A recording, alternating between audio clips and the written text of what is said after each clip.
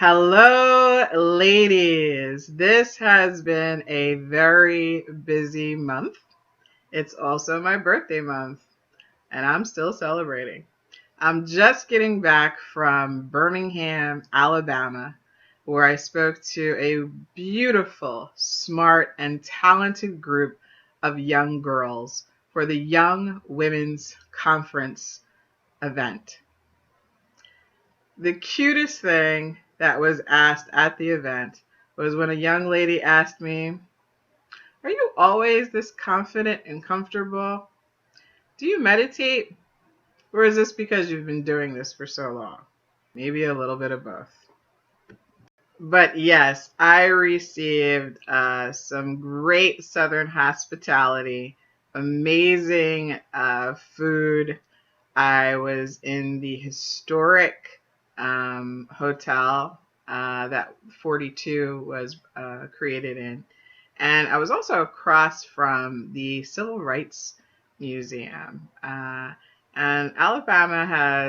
Birmingham, Alabama has some pretty interesting things going on. It was not exactly what I expected. It was my first time in Birmingham, Alabama. So we're going to pick up from where we left off, actually, two vlogs, two tapings ago, where I was talking about my experience in television and news and entertainment. And I had just started working at the United States House and Senate radio and television press galleries.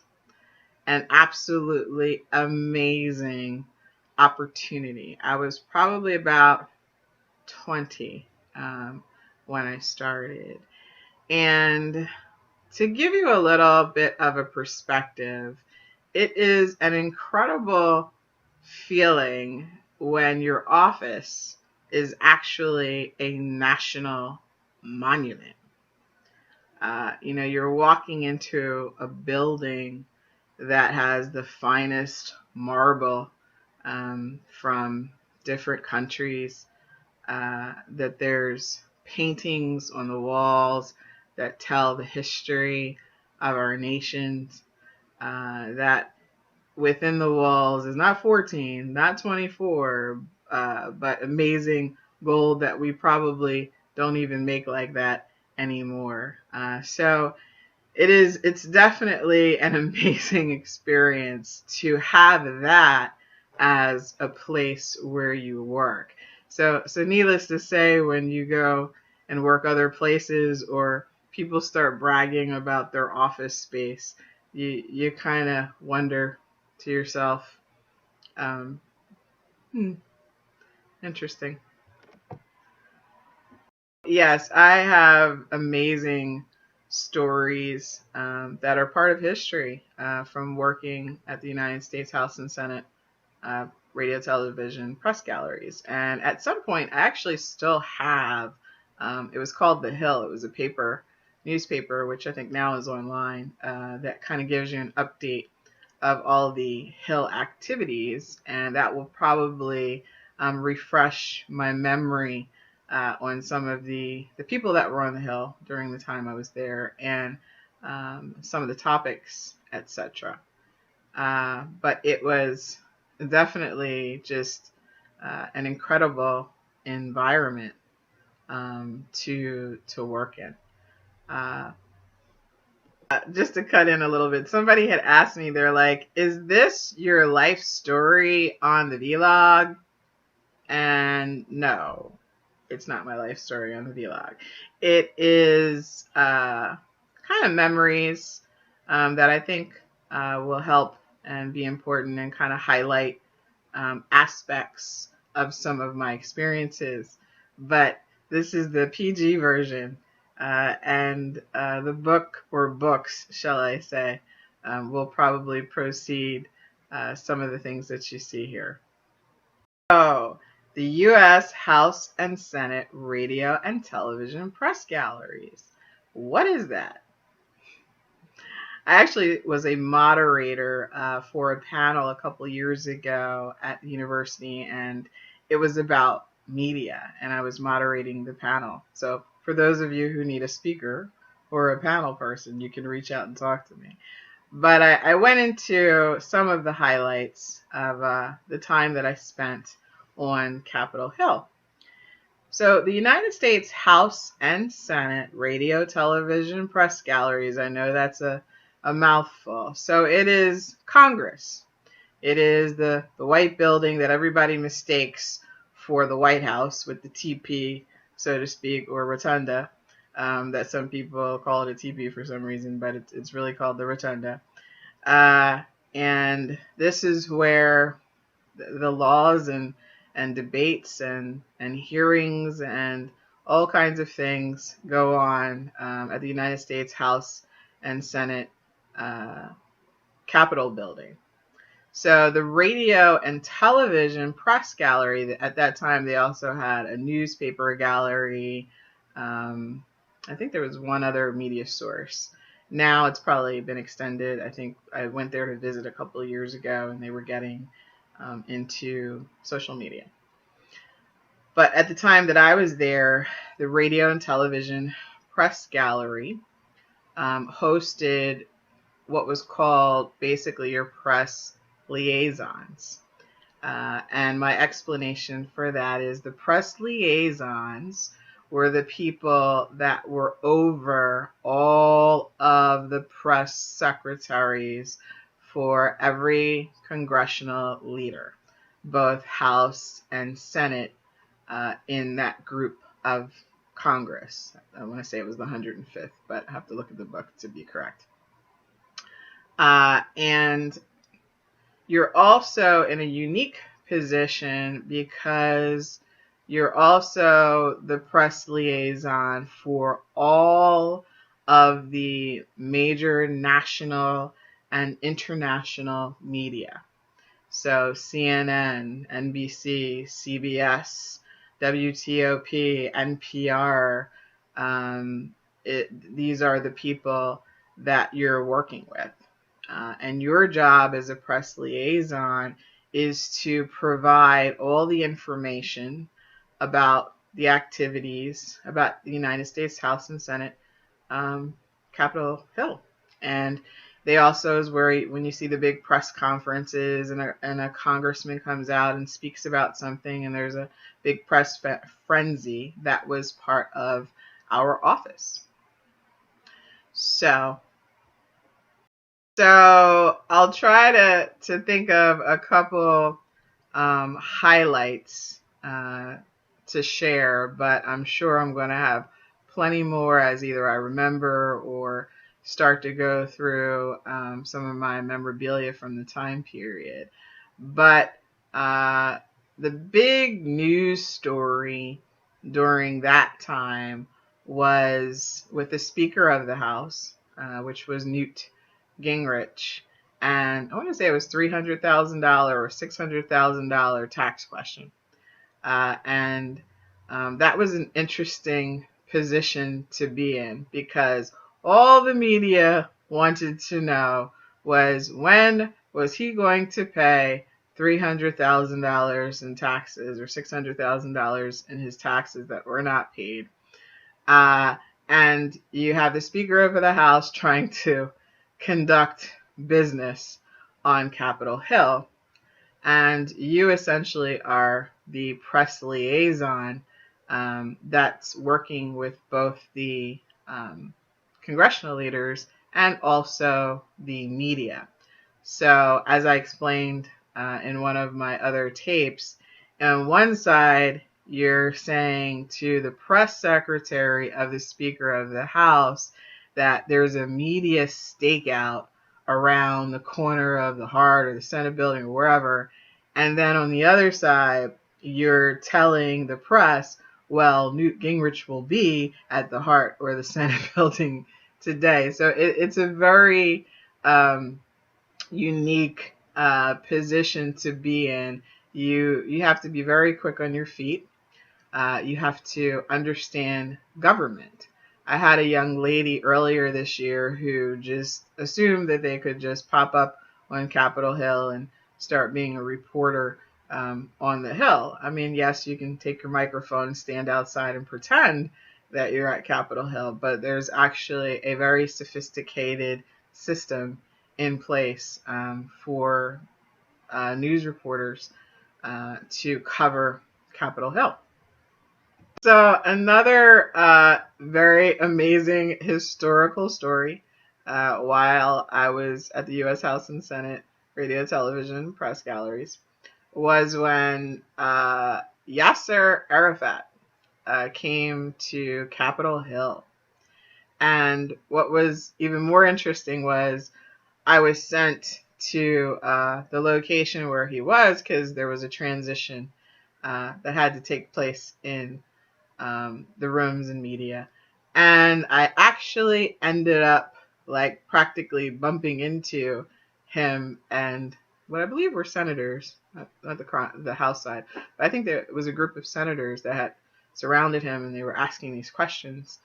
And you have to understand, I think this was during, when I put it into perspective, this was the peace talks. So I'm in the middle of orchestrating media for America's peace talks. So I remember looking and thinking like, was this a real person I was looking at? And when I saw him, he was about he wasn't that tall, but I'm a pretty tall person. And I remember looking at an older man who seemed very tired. And then I think at that time, the media had us in fear of him. And here I was standing right in front of him. So that was a very unique experience.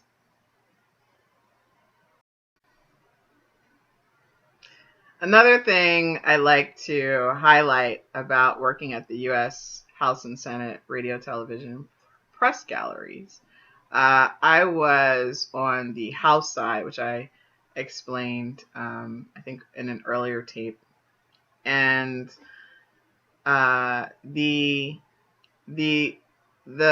office that I was in was majority women at the time.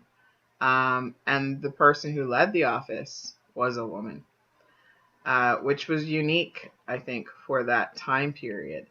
The other thing that was so incredible about this office, which I have yet, unfortunately, to experience, is that I have never seen a group of women work so well together. There wasn't any catfights. There wasn't any competing. There was a sense of purpose. Everyone knew what their jobs were. There was a hierarchy by title, but they didn't treat each other as if there was a hierarchy in titles. And the other thing that I'd like to highlight is a lot of times when I listen to groups of people in general, but specifically groups of women talk, a lot of times they end up in a process of comparing instead of sharing. And I think this group is where I saw really sharing. So, for example, when they were done their work and they came back to the main office, someone might share that their grandchild or their child had won an award. And the members of the office were genuinely interested to learn more about the child or the grandchild and, have a discussion wholeheartedly with that person about that topic. Whereas now I think a lot of conversations I see, it's like, oh, well, if your child, won the award, well, my child did this. And it's a lot of comparing. instead of sharing and wholeheartedly being in the moment with each other, both men and women, but a lot of times in the circles of women. And this office just, had an amazing, positive camaraderie, and really just, I have never experienced anything like that since, unfortunately. Another thing I like to highlight about working at the U.S. House and Senate radio television press galleries, I was on the House side, which I explained, I think, in an earlier tape, and the the office that I was in was majority women at the time, and the person who led the office was a woman, which was unique, I think, for that time period. The other thing that was so incredible about this office, which I have yet, uh, unfortunately, to experience, is that I have never seen a group of women work so well together. There wasn't any catfights. There wasn't any competing. Um, there was a sense of purpose. Everyone knew what their jobs were. There was a hierarchy by title, but they didn't treat each other as if there was a hierarchy um, in titles. And the other thing that I'd like to highlight is a lot of times when I listen to groups of people in general, but specifically groups of women talk, a lot of times they end up in a process of comparing instead of sharing. And I think this group is where I saw really sharing. So, for example, when they were done their work and they came back to the main office, someone might share that their grandchild or their child had won an award. And the members of the office were genuinely interested to learn more about the child or the grandchild, and have a discussion wholeheartedly with that person about that topic. Whereas now I think a lot of conversations I see, it's like, oh, well, if your child, won the award, well, my child did this, and it's a lot of comparing instead of sharing and wholeheartedly being in the moment with each other, both men and women, but a lot of times in the circles of women. And this office just, had an amazing, positive camaraderie, and really just, I have never experienced anything like that since, unfortunately. So another noteworthy item about the time period that I was at the U.S. House and Senate radio, television, press gallery is that in the spring they have the Radio and Television Correspondents Association dinner. This is pretty much the same as the White House Correspondents Association dinner. So let me break it down. White House means the dinner's for the White House correspondents, meaning reporters, but we call them correspondents because they're seasoned.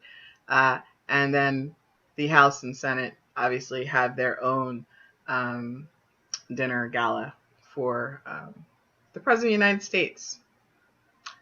which at the time was President Bill Clinton.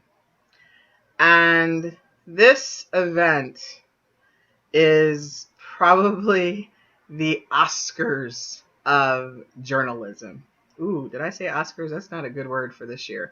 But it really is, it really is a mega event. And what was our position? We are the event planners, the producers of the assisting with the television program, which I believe is C-SPAN, and of course the networks can come and videotape the events, and that's how you see the events on your television screen. So this is where I was about, I think it was 1, 2, 3 tables away from the main table.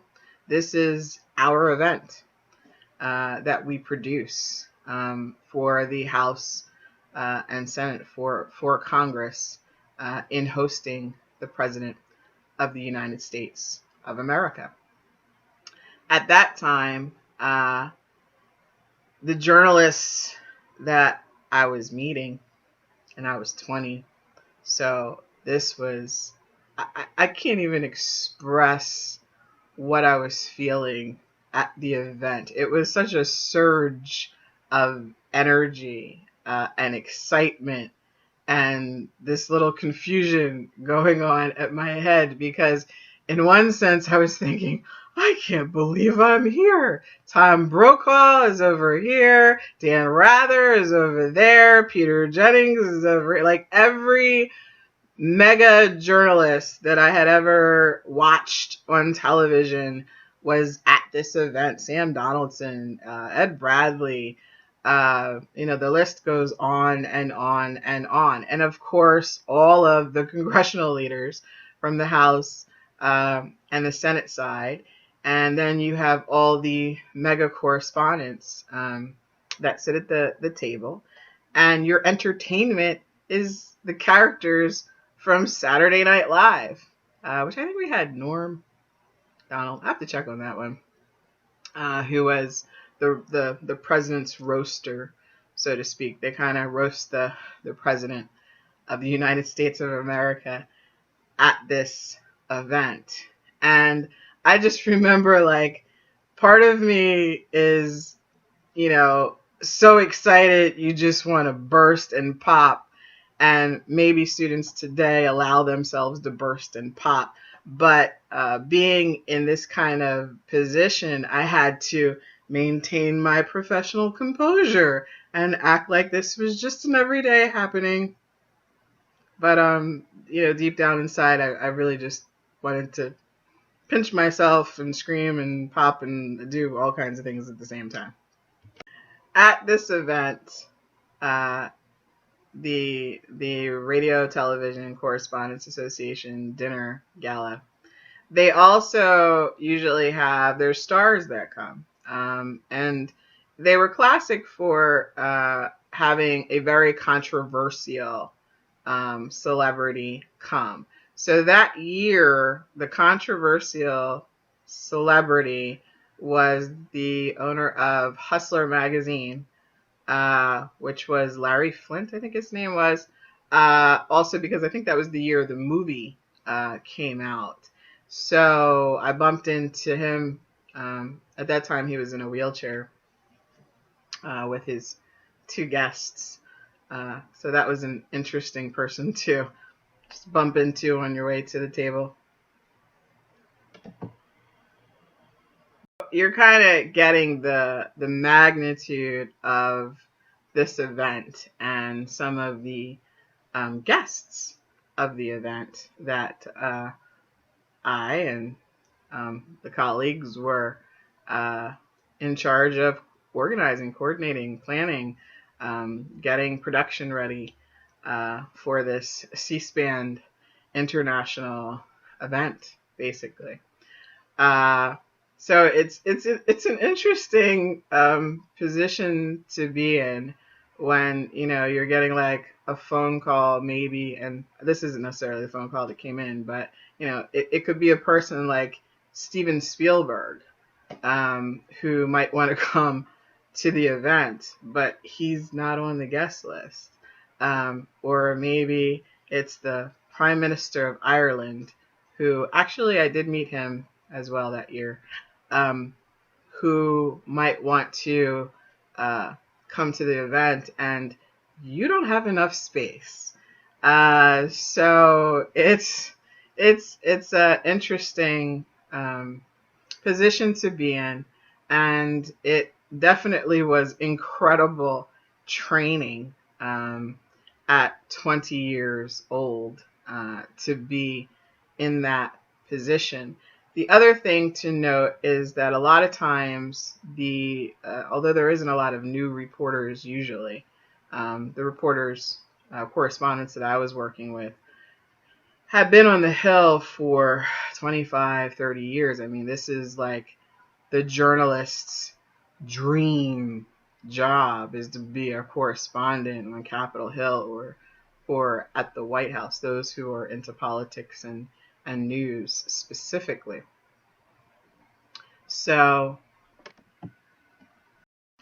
for the journalists, this is an incredible event because it's known to also make, I don't want to say break, but definitely give amazing opportunities to journalists across the world who are elevating or trying to seek upper level positions. So every journalist wanted to be at this event, which makes my next story a little interesting.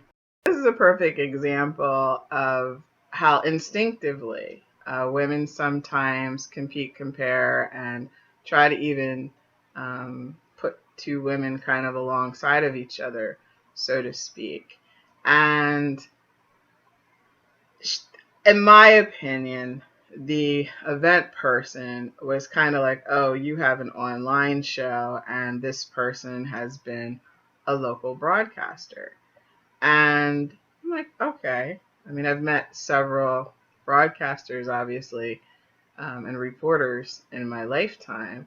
But when I put into perspective my experience at the U.S. House and Senate Radio Television Press Gallery, this is a position that not too many people get to have, and not too many even anchors at your local stations probably have that kind of Capitol Hill training, because it is a very intense position that you have to know a lot of things about.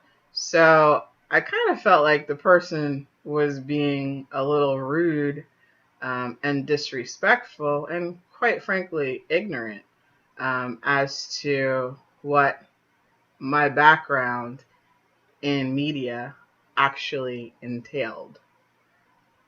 So essentially, this person that she was, making her little motions about would have been probably a reporter or broadcaster that was calling me to be or try to get on the list of an event, or even to become a reporter or correspondent at the U.S. House and Senate Radio Television Press Galleries. And I was blessed to have that level of media experience. Another interesting note, which kind of also brings me into recent times, at the Gala, and also throughout the time period, there are different caucuses. And of course, a caucus that I would be paying close attention to was the Congressional Black Caucus, because they would come to the gallery to talk about issues and hearings and topics, etc. And of course, I bumped into a couple congressional leaders at the dinner and the gala. And this year, I was actually at a Congressional Black Caucus Gala with the President of the United States, Barack Obama, and his wife, Michelle Obama. And I was one table away from the President of the United States and the entertainment at the gala. So it's almost like your life coming full circle. So I want to tell another story, trying to get to, but at this gala, they have kind of these breakout cocktail events. I think it's actually before the gala, if I recall.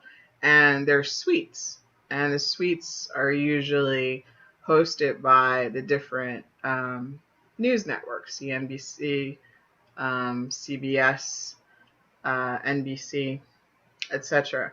And you can, go to the suite and meet and greet the hosts of the suite, which is usually producers and reporters and broadcasters and members of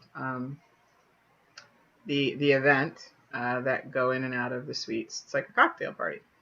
So I went to the NBC suite. One, because there was a correspondent who I actually worked with when I was a freshman. Like I was telling you before, you should always nurture your network.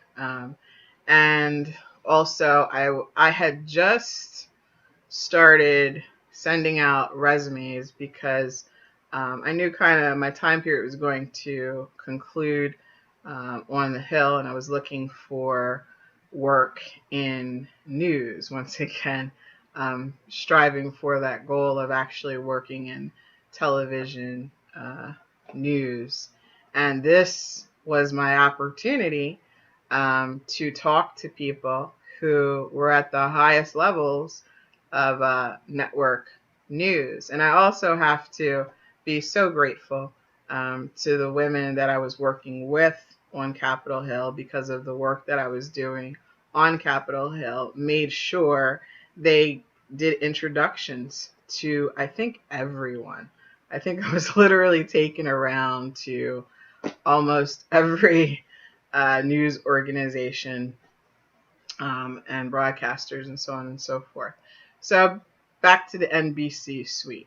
So I had actually sent out resumes, and I got a lot of acceptance letters, like I was telling you about some of them in the earlier vlog.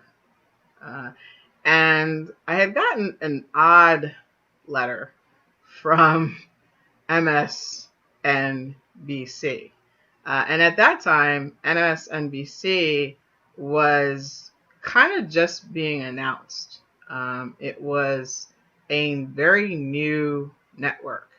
And people at that time were still trying to understand technology and this thing called the internet that was supposed to change business forever. So the concept of Microsoft and NBC coming together under this umbrella of GE was really kind of an amazing partnership. So, of course, I had wanted to apply, and I applied, that being one of the places that I had applied to. But the letter that I received that came back to them, as opposed to all the other letters that said, hey, call us up for an interview, was more like, if you're in the neighborhood, contact us. If I'm in the neighborhood. It was. I have to find the letter because I still have the letter. But it was very oddly written. It was like, well, do you want to interview me or not? So when I went into the suite at the U.S. House and Senate Radio, Television, Press Gallery, I was introduced to the producer that was stationed in Washington, D.C. for MSNBC, and I explained to him that I had received this letter that didn't really make a lot of sense to me. And he says, he's like, That's your acceptance letter. That just means they're not paying for your trip to come up for the interview. But you need to call them and go for the interview. Oh, really? Didn't know that. So I have to tell this story because it's part of my life. It's part of my experiences. I hope press secretaries don't suddenly send me letters from congressional leaders. Um, but towards the end of the gala, and also note, you'll start to see a pattern in the tapes and certain experiences I have. So at the end of the gala, I end up running into the entire Congressional Black Caucus and a couple of the members that were there um, towards the end of the event. I think maybe they had their own suite or were doing some sort of activities. And it occurred to me that the entire time that I was on the Hill, I hadn't really spent a lot of time with that in particular group because we were so busy in the radio, television, press gallery with everything else. And a lot of times they would come as a group um, to do press conferences in the gallery. So I did bump into one of the leaders who shook my hand, didn't really say much. I didn't really know how to respond. But towards the end of the time, we were looking for different jobs. There was actually another girl, woman, who was doing the same thing I was doing on the Senate side. And she was actually from India. And we became friends during the time I was on the Hill. And what was interesting is that at the same time, we were looking for other opportunities.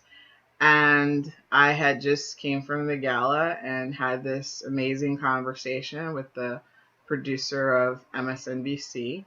I also had resumes out because it was kind of like you were either trying to be a press secretary for one of the congressional leaders, or you were trying to connect with one of the television networks.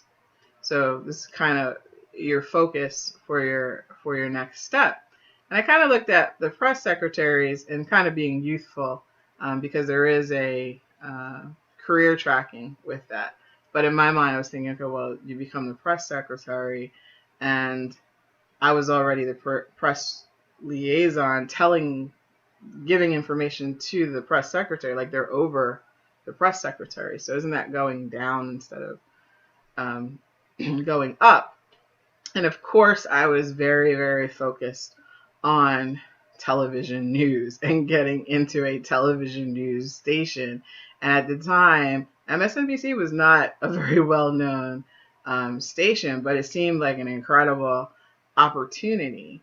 So I had letters out, I believe, to be a press secretary too. So the other lady who was on the Senate side had letters out as well. And she was from India. And she came running to the other side. She's like, oh my God, I got this acceptance letter. And I said, really? And I'm thinking it was with one of the news stations because the whole time she was on the Hill, she just talked about how she wanted to be a reporter and how reporters dressed. And she was very into the way reporters looked, as I recall. And she said, I got an acceptance letter to be a press secretary for one of the congressional leaders of the Congressional Black Caucus. And I said, congratulations. And she said, didn't you get one? And I said, no. But I did get a letter from MSNBC. So I believe she did end up working as a press secretary. I want to say it was for Senator, Congressional leaders, Carol Moseley Braun. Don't quote me on that because I don't remember. And I had to start making arrangements to go up to Caucus, New Jersey, for my interview with MSNBC. So it's very, very interesting that in the news now is the unfortunate story of Melissa Harris Perry. So this week I will be co-hosting with Sexy and Wealthy in Heels, Philadelphia, for an amazing March makeover event at Macy's. Hope to see you there.